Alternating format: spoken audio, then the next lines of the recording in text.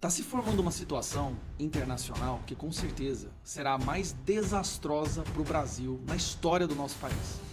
Me dá 4 minutinhos que eu vou te explicar o que está acontecendo. Existe agora 2 guerras no mundo. Nós temos aí a Ucrânia contra a Rússia e nós temos os terroristas contra Israel. O que o Brasil foi fazer? Foi para uma reunião agora do BRICS. E lá nessa reunião do BRICS, basicamente, com as falas do Lula e da Dilma, eles se posicionaram ao lado dos terroristas e ao lado da Rússia e da China. Agora para você entender a gravidade disso daqui. A Coreia do Norte, um país comunista, tem apenas como parceiro a China. A China usa a Coreia do Norte para a Coreia do Norte ameaçar outros países. A Coreia do Norte acabou de enviar 3.000 soldados para ajudar a Rússia na invasão da Ucrânia. Só que o mundo ocidental, os países democráticos como os Estados Unidos estão ajudando a Ucrânia. Então nós temos agora a junção de Rússia, Coreia do Norte e China ajudando na invasão da Ucrânia e Estados Unidos e outros países democráticos do lado da Ucrânia.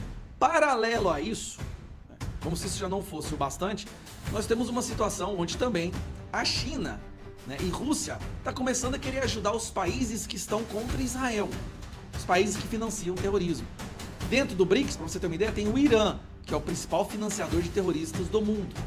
Aí me vai a Dilma e faz esse discurso aqui. No âmbito geopolítico, a dramática situação dos palestinos no Oriente Médio continua a ser o ponto central de nossa preocupação, principalmente pelo fato de que morte de mulheres e crianças tem uma única explicação: extermínio. Aqui ela está acusando, na reunião do BRICS, ali nessa reunião tá a China, tá a Rússia, ela está acusando que os judeus, Israel, querem exterminar o povo palestino. Esse aí é o Irã, o principal financiador de terrorismo do mundo. Complexidades da região também afetam as situações de transporte e logística internacional. Assim, a complexa situação geopolítica é acrescida, ademais, pelo uso do dólar como uma arma que... Meu amigo, aqui ela ataca o dólar, a moeda corrente americana. Então, primeiro ela defende os terroristas, ataca Israel e agora ela vai atacar o dólar dos Estados Unidos. De uma arma E é tão burra, ela não consegue nem ler direito. propriamente de alteração das condições de vida das populações e que afetam também a base do sistema financeiro internacional, que é a confiança e a integridade. Nesse discurso dela, ela posiciona o Brasil ao lado de quem? Ao lado da China, que também quer lutar contra o dólar, ao lado da Rússia. Nós estamos tendo uma eleição nos Estados Unidos onde o Trump vai vencer. Como que vai ficar a situação do Brasil? Agora, olha isso aqui. Agora fala do Lula. Lula voltou a criticar a guerra na faixa de Gaza, mas não citou o massacre cometido por terroristas do Hamas, que ainda mantém reféns israelenses. Lula defendeu negociações de paz também para acabar com o conflito na Ucrânia, sem mencionar a invasão russa ao país vizinho. Nós estamos vendo nesse momento a temperatura da Terceira Guerra Mundial escalando, tá aumentando assim incrivelmente, e o Brasil se reúne no BRICS, onde até o Maduro apareceu, para praticamente declarar apoio aos países que financiam terroristas e as ditaduras contra o mundo livre, o mundo democrático, que está sendo liderado pelos Estados Unidos. As implicações, as consequências dessa participação do Brasil no BRICS serão sentidas em breve. Trump vai ganhar as eleições.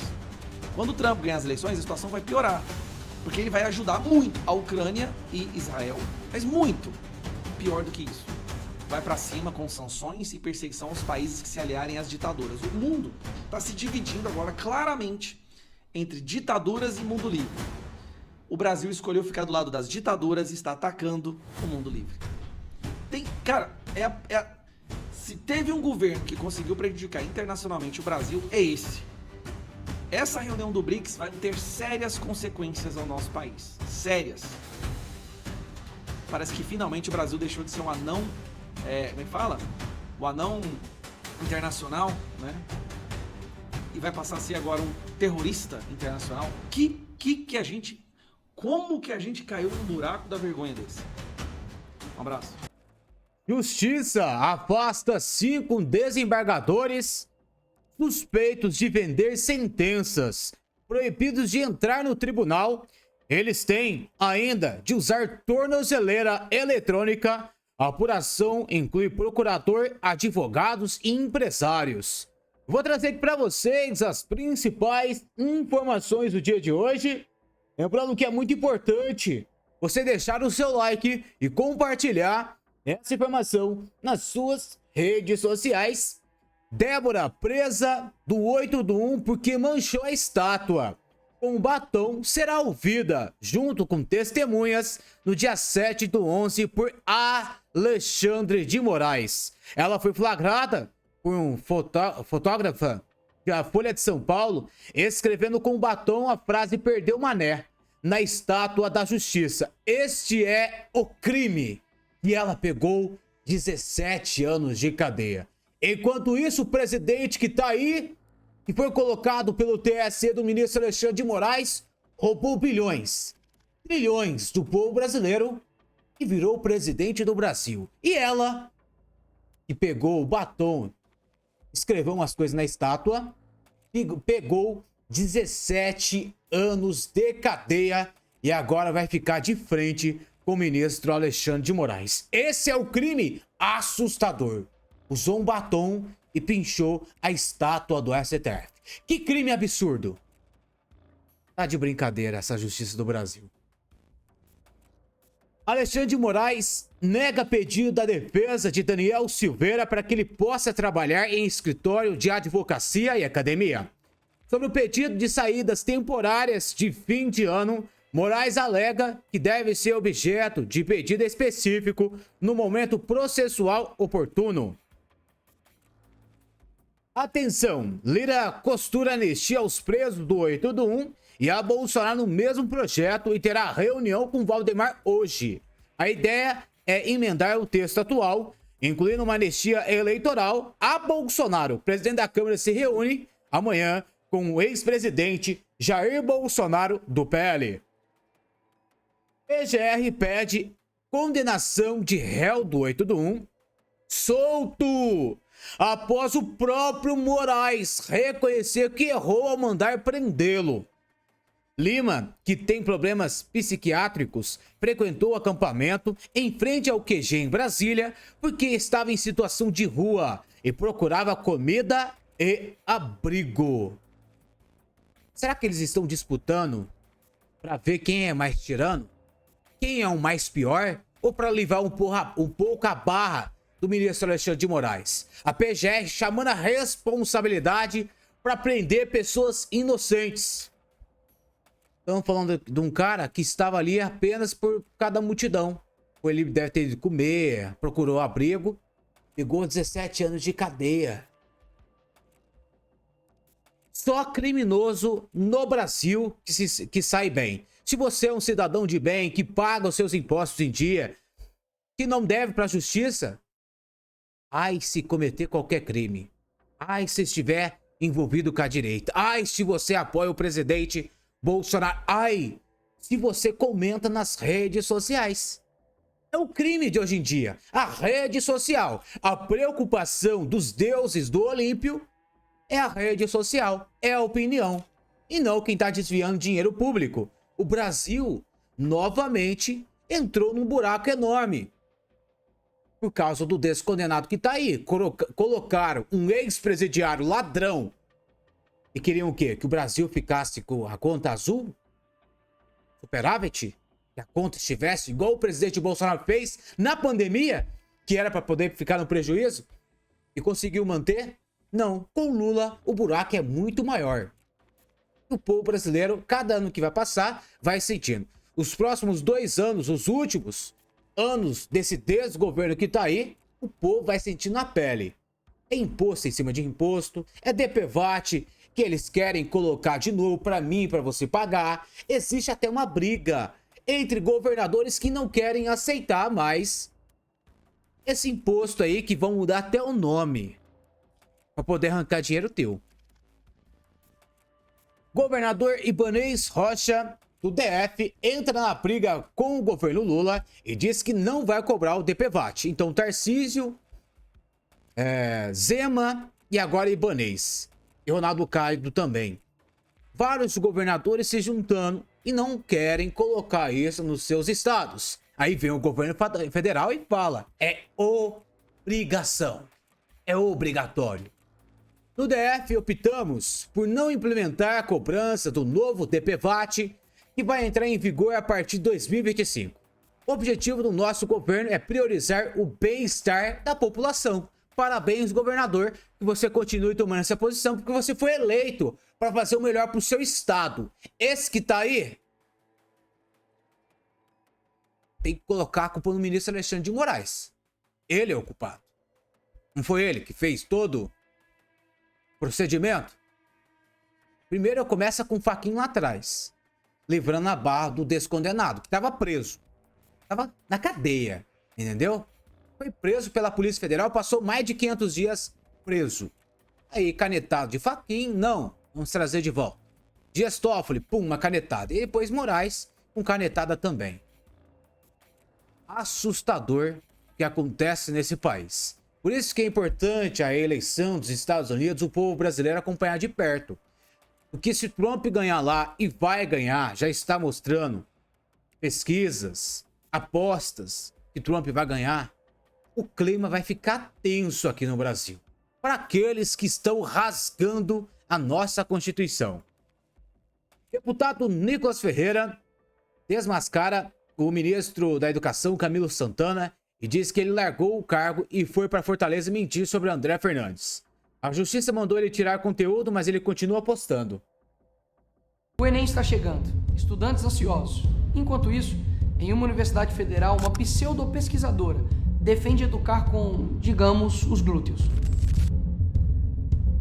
E onde está o ministro da Educação, Camilo Santana? Postando fake news contra André Fernandes em Fortaleza. A justiça até já mandou ele retirar o conteúdo, mas ele continua postando. Camilo abandonou Brasília, como se estivesse tudo bem com a educação brasileira, e foi para Fortaleza. Ele usa o próprio Instagram para atacar o André, a conta oficial. Vai a programas de TV, usa o cargo para bater no André. Coloca até a esposa para falar mal do André em programa de rádio. Isso não é papel de um ministro de Estado, assim como não é papel de um ministro exigir que mais de 100 prefeitos do interior do Ceará deixem as suas cidades para fazer campanha em Fortaleza. Aliás, o PT de Fortaleza já espalhou aquela boataria de sempre. Mente dizendo que André vai demitir todo mundo, vai acabar com o Bolsa Família, diz que André agride mulheres. Eles soltam panfletos apócrifos, penduram faixas na periferia, fazem disparos em massa, usam a cozinha popular para fazer campanha, financiam blogueiros e jornalistas com verba pública. Mas sabe o que é mais grave? O PT espalhou um deepfake gravíssimo, um áudio feito com a inteligência artificial, simulando a voz do André, que dizia que o André ia comprar pastores e votos. E o arquivo saiu de dentro de um grupo do WhatsApp oficial da campanha do candidato do Camilo. Daqui para domingo é derramar dinheiro da mão de pastor, líder comunitário, o que tiver. Polícia Federal e Ministério Público já receberam essa denúncia. Vamos ver se o TSE vai ser rigoroso com quem pratica deepfake, como diz que ia ser. Tudo isso para tentar destruir a imagem de um jovem que tem apenas uma caixa de som e o povo ao seu lado. Diante disso, você que é de Fortaleza já sabe, Camilo é capaz de tudo nessa reta final de eleição. De tudo mesmo. Todo tipo de boato e fake news. Ele é capaz de tudo, menos de cuidar do Ministério da Educação. Se fosse ao contrário, André Fernandes usando inteligência artificial para criar áudio, isso e aquilo, ele estaria caçado. Ele estaria fora da eleição de Fortaleza. Mas como não é, o outro lado pode tudo. O outro lado, se quiser mentir, divulgar fake news, pode tudo. Por quê? Quem tá lá em cima, os deuses do Olímpio, que manda em tudo, que pode tudo, que não tem um voto popular, mas pode tudo, eles já têm um lado. E o lado deles, vocês sabem muito bem quem é. Onde fica mais fácil, onde tem o Lula do lado. E quando tem o Lula do lado, meus amigos, você sabe muito bem o buraco que a gente enfiou. Vamos acompanhar de perto. As eleições vão acontecer agora nesse domingo. Tem muitas eleições, não só em Fortaleza, São Paulo, entre outros municípios, outras cidades, que a gente tem que ficar de olho. Mas torcer para André Fernandes ganhar, porque tá na frente da pesquisa, mas vão jogar sujo. se não tentarem acabar com a vida dele. Porque a esquerda faz isso. Se não consegue os meios ali cabulosos que eles vão fazendo, é atentar contra a vida. É assim que funciona com a esquerda. Se não pode por ali, arranca a vida. Tentaram em 2018 com Jair Bolsonaro, quando viu que ele ia ganhar, jogaram a facada, falaram, é isso que vai acontecer. Se for da direita, as consequências são graves. Continua. Nicolas expõe o maior esquema de favorecimento político do governo Lula entre ONGs e assessores do Ministério da Cultura afiliados ao PT. Acionei o MP e o Judiciário para investigar esses fatos. Protocolei pedido de informação e uma representação ao TCU. Os ladrões voltaram à cena do crime? Lula! Será que o nosso vice-presidente da República, Alckmin, estava certo? Hoje venho aqui para trazer à luz um dos maiores escândalos de favorecimento político desse governo. O Ministério da Cultura acaba de destinar 58 milhões para um programa que, vejam só, beneficiam ONGs ligadas a assessores do Ministério da Cultura e filiados ao PT, Partido dos Trabalhadores. Sim, o mesmo partido do Lula, presidente da República. Em setembro de 2023, o governo lançou o Programa Nacional de Comitês de Cultura, criando comitês culturais em 27 estados do Brasil. A proposta oficial era contratar entidades culturais para coordenar atividades de fomento em cada estado, realizando formação de direitos a políticas culturais, apoio à elaboração de projetos, comunicação social, difusão de informações sobre políticas culturais. Na teoria, nomes muito bonitinhos, né? Mas na prática, o que temos? ONGs ligadas a assessores do Ministério da Cultura e militantes do PT, sendo beneficiados com milhões do seu dinheiro. Entre os contemplados do programa, há inclusive um empresário envolvido em investigações por desvio de recursos públicos e lavagem de dinheiro. Além de pessoas já investigadas por desvio de dinheiro público, um candidato do PT, a vereador em Curitiba, também foi beneficiado com esse programa do Ministério da Cultura. Agora, imaginem se isso fosse no governo Bolsonaro e um candidato do PL tivesse recebido essa verba. Terceira Guerra Mundial. Mas não paramos por aí. Para piorar ainda mais a situação e deixar toda essa história, no mínimo duvidosa, a ministra Margareth Menezes, isso mesmo, a ministra gestora da pasta que destinou esses valores, foi pessoalmente inaugurar o Comitê de Cultura, enquanto o beneficiário era também pré-candidato do PT ao cargo de vereador na cidade de Curitiba. Informações da reportagem ainda afirmaram que o comitê utilizado para promover política pública financiada com dinheiro público também serviu para atividade de campanha eleitoral. Outro exemplo claro desse esquema é o caso do militante do PT de Manaus, Juan Otávio da Silva Rodrigues. Ele foi escolhido para coordenar o Comitê de Cultura no Amazonas, recebendo 2 milhões do Ministério da Cultura. Até aí, tudo bem. Mas além disso, ele teve passagens pagas pelo governo para participar de eventos culturais em Brasília. E no mesmo período, participou de um encontro com a democracia cubana na sede do diretório do PT. E adivinha o que aconteceu logo depois? 2 meses após essa peregrinação política, Juan foi nomeado coordenador do escritório do Ministério da Cultura no Amazonas, em pleno ano eleitoral. Juan, que esteve envolvido na campanha de Anny Moura para vereador em Manaus, secretária nacional de mulheres do PT. Foi premiado com um cargo comissionado logo após o convênio com o governo. Esse é apenas um dos muitos casos de apadrinhamento político que estamos vendo. Enquanto cortam verbas da educação, saúde, dizem que falta dinheiro para áreas essenciais, 58 milhões de reais estão sendo destinados a ONGs com ligações partidárias. É revoltante ver o uso político descarado dos recursos públicos. Esse governo prioriza seus amigos enquanto o povo sofre com a falta de recursos básicos. Agora o que eu quero dizer para vocês é o seguinte: não ficarei parado diante desse escândalo. Já tomei as medidas cabíveis. Acionei o Ministério Público e o Judiciário para investigar esses fatos. Também protocolei um pedido de informações ao governo, exigindo transparência e uma representação ao Tribunal de Contas da União para que tudo seja apurado. Chega de corrupção, chega de favorecimentos. O Brasil precisa de governantes que cuidem do povo, não dos amigos do poder. Esse é o meu papel de político. Mas eu conto com o apoio de vocês para lutarmos por justiça e transparência. A gente vai continuar fiscalizando e lutando pelo que é nosso. Como a imprensa não faz esse trabalho, cabe eu e você compartilhar o máximo. A gente usa o canal aqui para levar esse vídeo de Nicolas e essas informações adiante. Mas cada um tem que fazer o seu papel. Se você não compartilha e você acha que o YouTube vai fazer isso por você, não vai acontecer. Por isso que é muito importante o seu compartilhamento e tem muitas informações no dia de hoje aqui ainda. Preste bem atenção. Putin disse que repassou o recado de Lula para Maduro e que discorda da posição do Brasil sobre a Venezuela. Eu conheço o presidente Lula como uma pessoa muito honesta e decente e com certeza ele abordará a situação de maneira objetiva, afirmou o líder russo. Vladimir Putin também reiterou que a entrada de novos países ao BRICS, como almeja a Venezuela, depende do consenso dos países do bloco. У нас позиции не совпадают с Бразилией по вопросу Венесуэлы. Я говорю об этом открыто. Мы говорили об этом по телефону позавчера с президентом Бразилии, с которым у меня очень добрые, я считаю, дружеские отношения. Значит, Венесуэла борется за свою независимость, за свой суверенитет. Когда-то, помню, лидер оппозиции после еще предыдущих выборов вышел на площадь, возвел глаза к небу и сказал, что он перед Господом считает себя президентом. Смешно? И тогда мы обсуждали эту ситуацию с руководством Соединенных Штатов. Ну, они поддерживали и до сих пор поддерживают оппозицию. Но скромно умолчали, ухмыльнулись и все. Ясно, что это нелепо, правда? Любой там человек может выйти, глаза к небу поднять и объявить себя кем угодно, в том числе и Папой Римским. Но так же не бывает, так не должно быть. Существуют определенные процедуры избирательного характера. Идите на выборы и побеждайте. Мы считаем, что президент Мадуро победил на выборах, победил честно, он сформировал правительство, и мы желаем успехов его правительству и венесуэльскому народу. Но очень рассчитываю на то, что Бразилия и Венесуэла в ходе двухсторонней дискуссии разберутся в двухсторонних отношениях. Я знаю президента Лулу как очень порядочного, честного человека и уверен, что он именно с таких позиций, с позиции объективного характера будет подходить и к этой ситуации. И он меня кое-какие слова просил передать президенту Венесуэлы в ходе нашего телефонного разговора. Надеюсь, что ситуация будет выравниваться. Что касается принятия Венесуэлы либо любого другого государства в состав БРИКС, то хочу сказать, что это возможно только при консенсусе.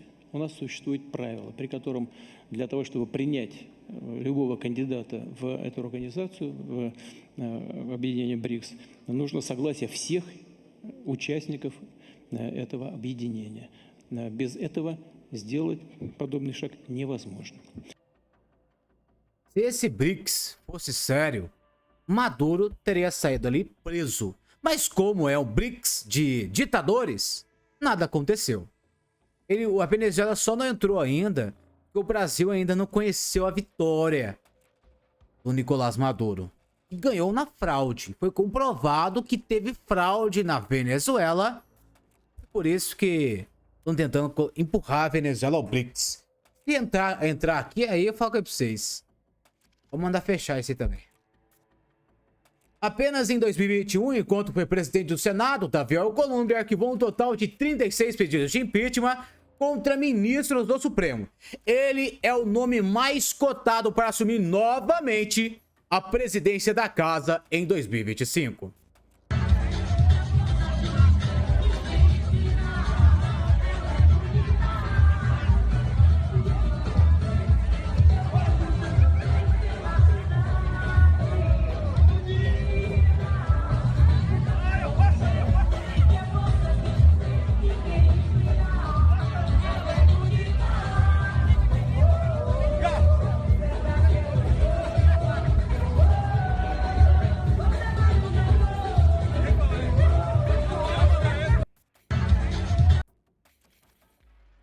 O brasileiro é um rato de laboratório correndo em uma roda.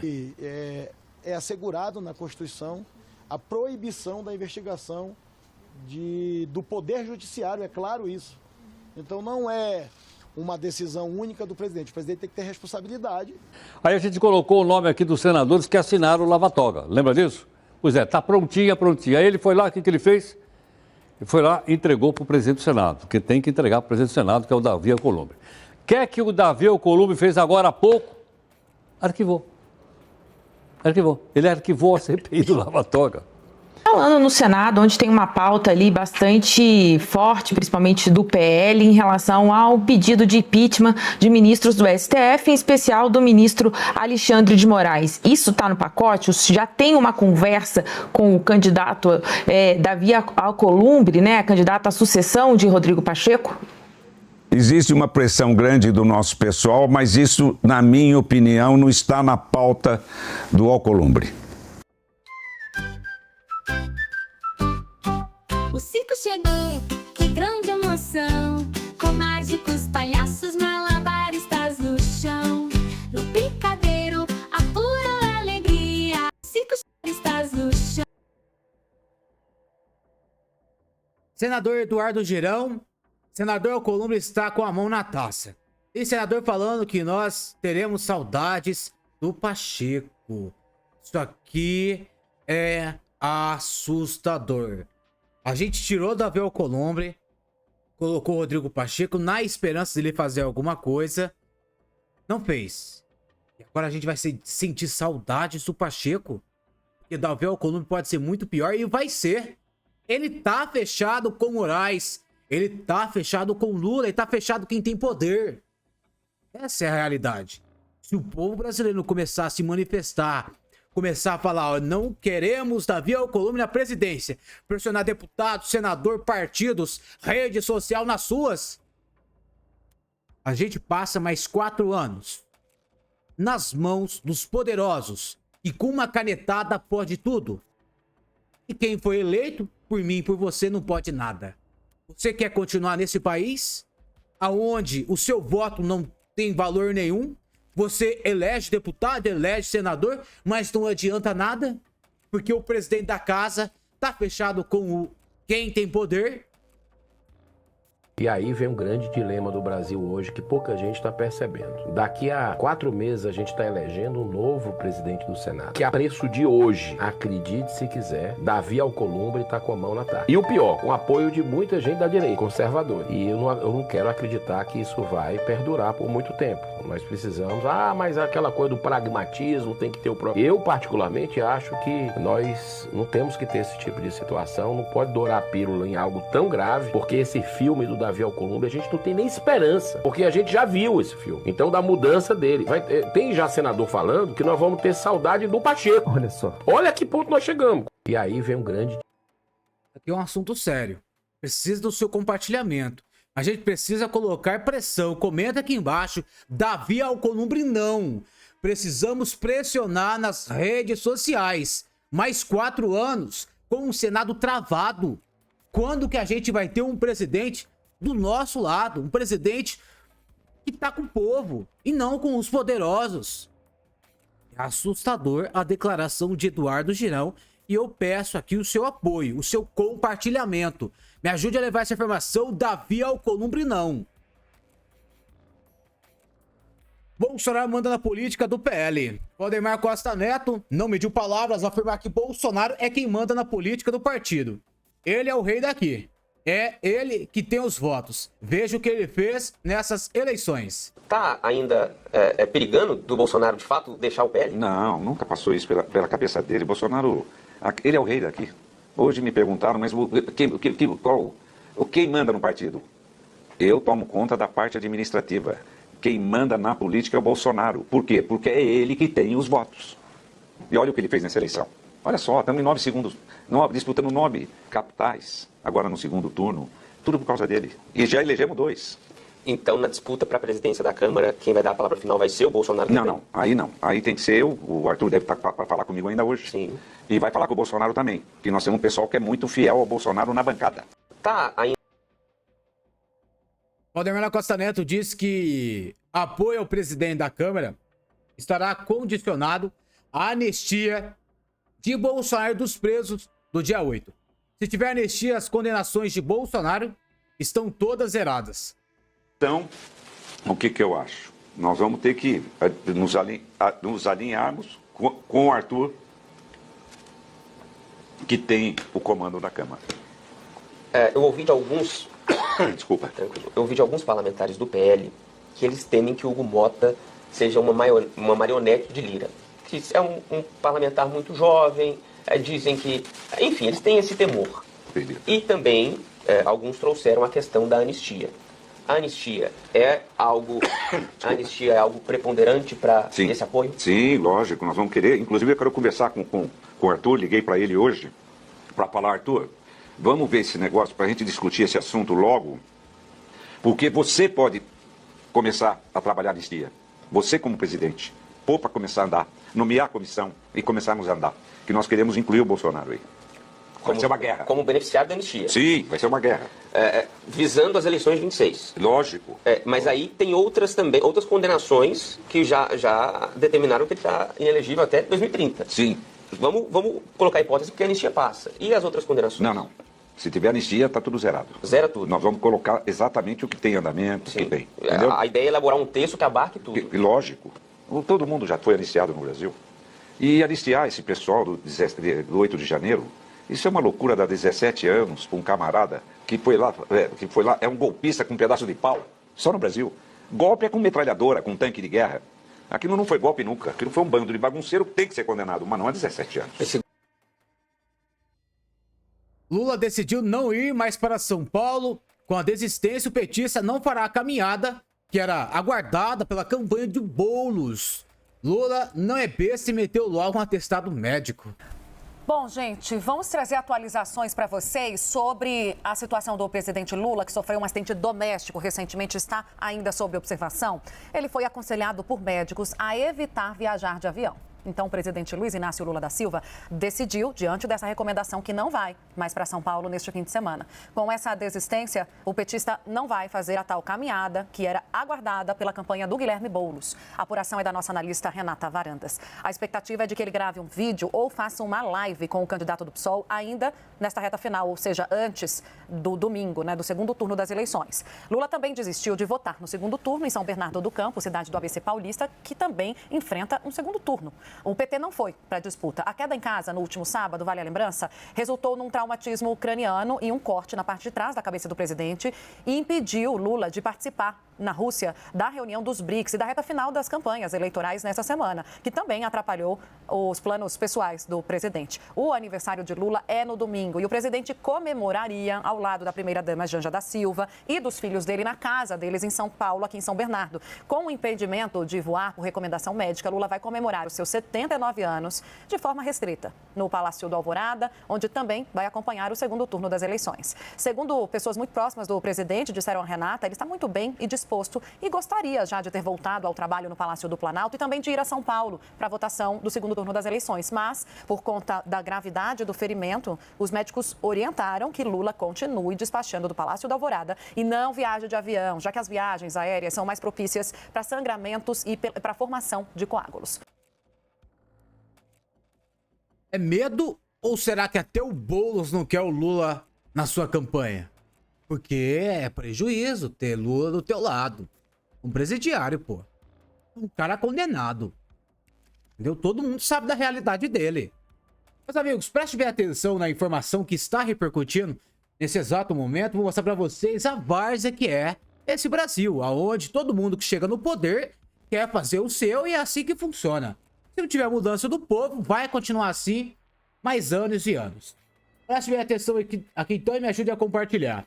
Justiça afasta 5 desembargadores suspeitos de vender sentenças. Proibidos de entrar no tribunal, eles têm ainda de usar tornozeleira eletrônica. A apuração inclui procurador, advogados e empresários.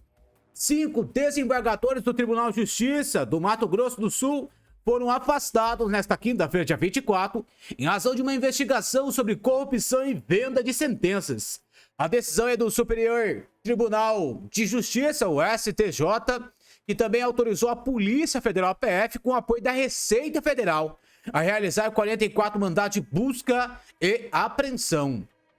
Além dos desembargadores, estão sendo investigados servidores públicos, 9 advogados e empresários.